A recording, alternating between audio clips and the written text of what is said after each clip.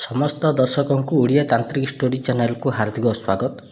आज भिडियो रे जड़े सब्सक्राइबर तांको जीवन गोटे एमती तंत्र विद्या अनुभूति पठेइछंती जहां जानिया समस्त जरूरी। कारण तंत्र मंत्र दुनिया रे एमती भी हुए एक कथा लोकंकर विश्वास हम केमती। ये कहानीटी आसीची तालचेर पद्मपुर गाँव। सब्सक्राइबर जनक जहाँ लिखिछंती ताहा मु डायरेक्ट कहूची। लिखिछंती गुरुजी प्रणाम नेबे, मु पद्मपुर रोची। मु आम पाख गाँव में जड़े गुरु करिछि, गुरु बापा बोली तांको कुहे। से अनेक प्रकार तंत्र विद्यारे सिद्धहस्त। गुरु बापा दिने कहूथिले जे तांको समय रे से अनेक प्रकार मूठ विद्या प्रयोग करथले, हेले समय क्रमे निजर अनेक विद्या को से व्यवहार करने छाड़ीदेले, कारण से सब विद्या भल नथला। गुरु बापा जड़े भल आयुर्वेदिक डाक्तर।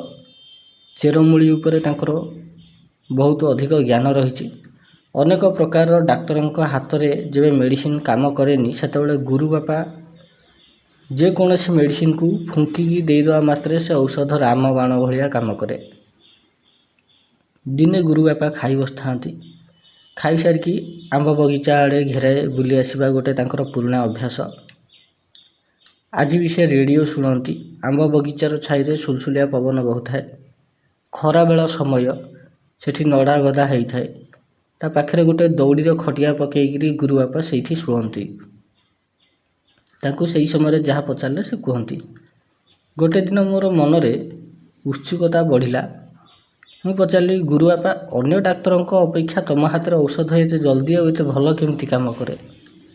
गुरु बापा हसिले, कहले सी गोटे रहस्य। मु पचारि कौन से रहस्य।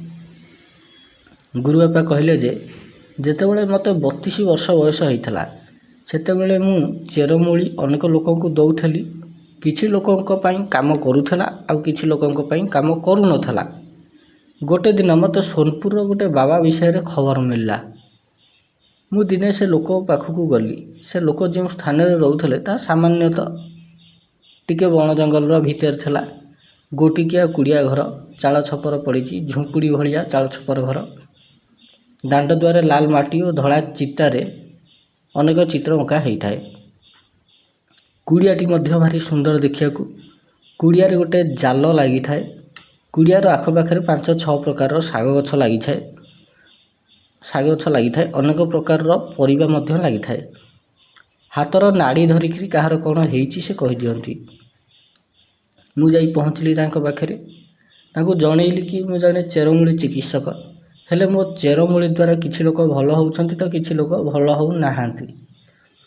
मु चाहूँगी सबु लोक केमती भल हो परिबे मो हाथ रे। यही कथा शुणिकी से मत डाकिकी नहीं गले कुड़िया घर पछपट घर को। से घर भितर गोटे बड़ बेतर सिंधुक थाए। से बड़ बेत सिंधुकटी को खोलला बेलू किछि धूली उड़िला।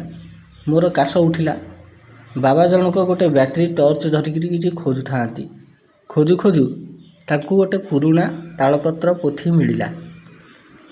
सेई खातारे गोटे मंत्र लेखा थला आ सेथिरे किछि पुरुष और नारी मानकर चित्र अंकित होइथला।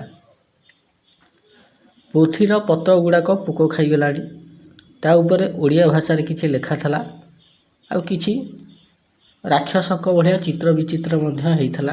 किछि किछि राक्षसुणींकर चित्र विचित्र भी से पोथी रे थला। बाबा ताकू पढ़िकी मत शुणेले। जना पड़ा जे सेटा होची धन्वंतरींकर गोटे मंत्र साधना विद्या।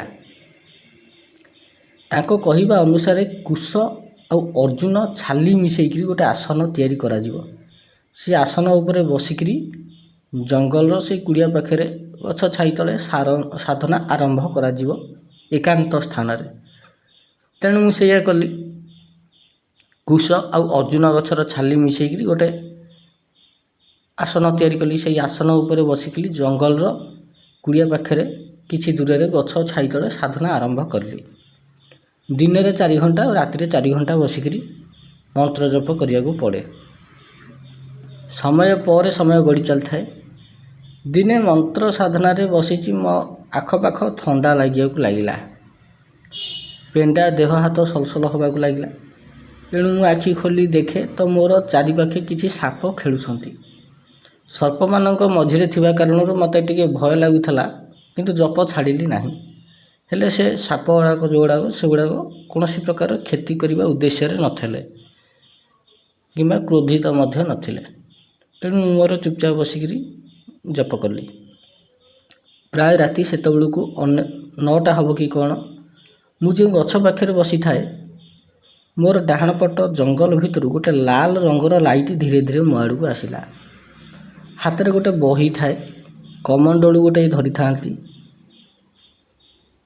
ରଙ୍ଗିନୀ ଲାଲ ଗୋଲାପୀ ମିଶା ଭାରି ଦାମିକିଆ ଧୋତି ଗୋଟେ ପିନ୍ଧିଥାନ୍ତି, କାନ୍ଧରେ ଉତ୍ତରୀୟ ଥାଏ, ତାଙ୍କ ବସ୍ତ୍ର ବି ଭାରି ସୁନ୍ଦର ଦିଶୁଥାଏ, ମୁହଁ ଉପରେ ଶାନ୍ତି ଭାବ ଥାଏ।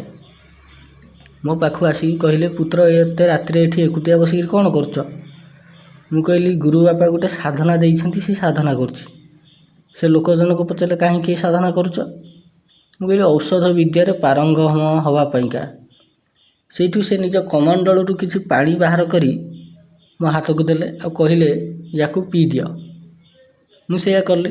ସେ ନିଜ ଅଣ୍ଟାରୁ ଗୋଟେ ଚକ୍ର ଭଳିଆ କାଢ଼ିକି ଦେଲେ, ଆଉ ସେ ଚକ୍ର ବୋଧହୁଏ ସୂର୍ଯ୍ୟ ଦେବତାଙ୍କର ଚିତ୍ର ଅଙ୍କା ହେଇଥିଲା ଭଳି ଲାଗିଲା, କିନ୍ତୁ ତା'ର ରଙ୍ଗ ଏକଦମ ରୂପା ଭଳିଆ ଧଳା ଥିଲା। ମୋତେ କହିଲେ, ଏଇଟା ନେଇକିରି ନିଜ ଘରେ ରଖିକିରି ନିତ୍ୟ ପୂଜା କରିବୁ। ମୋ କାନ ପାଖରେ ଫୁସଫୁସ ହେଇକିରି ଗୋଟେ ମନ୍ତ୍ର କହିଲେ, ଯାହାକୁ ବି ଔଷଧ ଦେବା ପୂର୍ବରୁ ଏଇ ମନ୍ତ୍ରଟିକୁ 7 ଥର କହିକିରି ଥରେ ଫୁଙ୍କି ଦେଲେ ଔଷଧ ରାମବାଣ ଭଳିଆ କାମ କରିବ, ନିଶ୍ଚିତ କାମ କରିବ। ମୁଁ ସେଇଠୁ ତାଙ୍କୁ ସାଷ୍ଟାଙ୍ଗ ପ୍ରଣାମ କଲି। ମୋ ଆଖି ସାମ୍ନାରେ ସେ ଅନେକ ଦୂରକୁ ଚାଲିଗଲେ, ଆଉ ମୁଁ ସେ ଜିନିଷ ନେଇ ଘରକୁ ଚାଲି ଆସିଲି। ସେଇଦିନ ଠାରୁ ସେ ମନ୍ତ୍ର କହିକି ଯାହାକୁ ବି ଔଷଧ ଦିଏ କାମ କରେ। ସେଇ ସୂର୍ଯ୍ୟଚକ୍ର ଘରେ ରଖିକିରି ପୂଜା କରିବା ପରେ କେଜାଣି କେମିତି ଅଦ୍ଭୁତ ବନସ୍ପତି, ଚେରମୂଳି, ଗଛଲତା ସ୍ୱପ୍ନରେ ଦେଖାଯାଏ। ସେ ସ୍ଥାନକୁ ଯିବା ପରେ ସତକୁ ସତ ସେ ଗଛ ସେଠି ଉଠିଥାଏ। କେମିତି କ'ଣ ହୁଏ ଜଣାପଡ଼େନି, କିନ୍ତୁ ସ୍ୱପ୍ନ ମାଧ୍ୟମରେ ସବୁ ଜିନିଷ ଗୁଡ଼ାକ ବୋଧହୁଏ ସୂର୍ଯ୍ୟ ଦେବତା ଦେଖାନ୍ତି କି ଅମୁକ ଗଛ ଅମୁକ ଠେଇ ଅଛି, ଅମୁକ ଗଛ ଦ୍ୱାରା ଅମୁକ ରୋଗ ଭଲ ହୋଇପାରିବ। ଏମିତି ସେ କହିକିରି ଚାଲନ୍ତି, ଆଉ ସେ ଜିନିଷ ଗୁଡ଼ାକୁ ଯାଇକି ଦେଖେ, ସେଠି ପରୀକ୍ଷା ନିରୀକ୍ଷା କରେ, ତାପରେ ଚେରମୂଳି ଗୁଡ଼ାକ ସବୁ ଜାଣେ। ସେଇଦିନ ଠାରୁ ସେ ମନ୍ତ୍ରର ପ୍ରଭାବରେ ଆଉ ସେ ସୂର୍ଯ୍ୟ ଚକ୍ରର ପ୍ରଭାବରେ ଜୀବନରେ ବହୁତ ବଡ଼ ବଡ଼ ଚମତ୍କାର ହୋଇଛି। ଯେଉଁଠି ରୋଗୀମାନେ ନିଜ ଆୟୁ ରେଖାର ସମୟ ଗଣନ୍ତି, ସେଠି ଏ ସ୍ଥାନକୁ ଆସିକିରି ଭଲ ହେଇକିରି ପଳେଇ ଯାଇଛନ୍ତି। ଇଏ ଥିଲା ତାଙ୍କର କାହାଣୀ, ଯିଏକି ତାଙ୍କ ନିଜ ଗୁରୁ ବାପାଙ୍କର ଏକ୍ସପିରିଏନ୍ସ, ସାଧନା ଏକ୍ସପିରିଏନ୍ସ ଆପଣମାନଙ୍କ ସାଙ୍ଗରେ ସେୟାର କରୁଥିଲେ। ଦେଖନ୍ତୁ, ସାଧନା ଗୋଟେ ଏମିତି ମାର୍ଗ ଯେଉଁଠି ପ୍ରାରବ୍ଧରେ ନଥିବା ଜିନିଷ ମଧ୍ୟ ମିଳେ। କାହିଁକି ମିଳେ? କାରଣ ଇଏ ହେଲା ତନ୍ତ୍ର ବିଦ୍ୟା ଅସମ୍ଭବକୁ ବି ସମ୍ଭବ କରିପାରେ। ଯେତେବେଳେ ରାବଣ ଯାଇଥିଲେ ନବଗ୍ରହଙ୍କୁ ବନ୍ଦୀ ବନେଇବା ପାଇଁକା, ସେ ସମସ୍ତଙ୍କୁ ବନ୍ଦୀ ବନେଇଲେ ଖାଲି ଶନିକି ଛାଡ଼ିକିରି। ଶନିକି କାହିଁକି ସେ ହରେଇ ପାରିଲେନି ବଳ ମାଧ୍ୟମରେ? କାରଣ ଶନିଙ୍କର ଦୃଷ୍ଟିଟା ଏତେ ପ୍ରଖର ଯେ ଦେବତା କ'ଣ, ଦୈତ୍ୟ, ରାକ୍ଷସ କ'ଣ, ସମସ୍ତଙ୍କୁ ଜାଳି ପୋଡ଼ିକି ଛାରଖାର କରିଦେବାର ତାଙ୍କ ପାଖରେ ପ୍ରଭାବ ଅଛି, ତାଙ୍କର ବରଦାନ ମିଳିଛି ତାଙ୍କୁ। ଶନିକି ଯେତେବେଳେ ଆଉ ରାବଣ ପାରିଲେନି, ସେଠୁ ରାବଣ କ'ଣ କଲେ ନା ତନ୍ତ୍ର ବିଦ୍ୟା ପ୍ରୟୋଗ କଲେ। ତନ୍ତ୍ର ବିଦ୍ୟା ପ୍ରୟୋଗ କରିକିରି ଶନିଙ୍କୁ ଭ୍ରମ ଭିତରେ ପକାଇକିରି ସାଙ୍ଗେ ସାଙ୍ଗେ ନାଗଫାସ ପେଶି ଦେଲେ। ତାପରେ ଶନି ଦେବତା ବନ୍ଦୀ ହେଇଗଲେ, ତାଙ୍କୁ ଧରିକିରି ନେଇକିରି ଗଲେ। ନହେଲେ ବଳରେ କେବେ ଶନି ଦେବତାଙ୍କୁ ରାବଣ ପାରିନାହାନ୍ତି। କେଉଁଠି ନା କେଉଁଠି ତନ୍ତ୍ର ବିଦ୍ୟାର ପ୍ରୟୋଗ କରାଯାଇଛି, ଦେବତାମାନଙ୍କୁ ହରେଇବା ପାଇଁ ହେଉ, ଦେବତାମାନଙ୍କୁ ନିଜ ଅଧୀନକୁ ଆଣିବା ପାଇଁ ହେଉ, ଦେବତାମାନଙ୍କୁ ବଶୀଭୂତ କରିବା ପାଇଁ ହେଉ। ମନ୍ତ୍ର ଅଧୀନ ଦେବତା। ଖାଲି କ'ଣ ମନ୍ତ୍ରର ଅଧୀନରେ ଦେବତା ଅଛନ୍ତି? ନା, ସଂସାର ସମସ୍ତେ ମନ୍ତ୍ରର ଅଧୀନରେ।